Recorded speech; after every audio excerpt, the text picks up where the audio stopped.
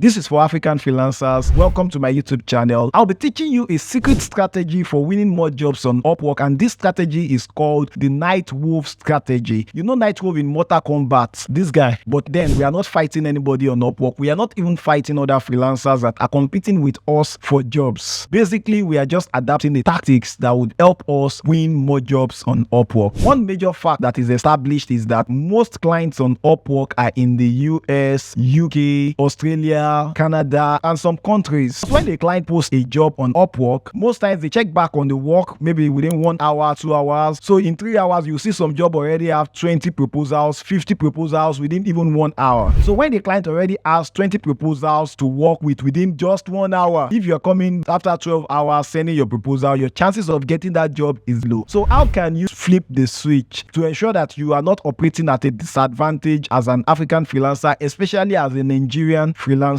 Use the Night Wolf strategy. Your client is awake when you are asleep, and your client is asleep when you are awake. So if you are a freelancer, try to stay up at night in Nigeria. For example, like US, if you stay up at night in Nigeria, you'll be active when your client in the US is also active. So immediately the client is posting the job, you are seeing the job and you are applying. Before other Nigerians and other freelancers wake up to apply for the same job, most likely the client is already at the talking stage with you. By the time the proposal is entering 50, you are part of the top 2 proposals, and here is a link teaching you how to make your proposal exceptional. So when you send a good proposal and the client already sees what he wants or what she wants in you, the client might hire you instantly. So that is simply what I call the Night Wolf strategy. Stay up at night when you can. Please be mindful of your health. I love you guys.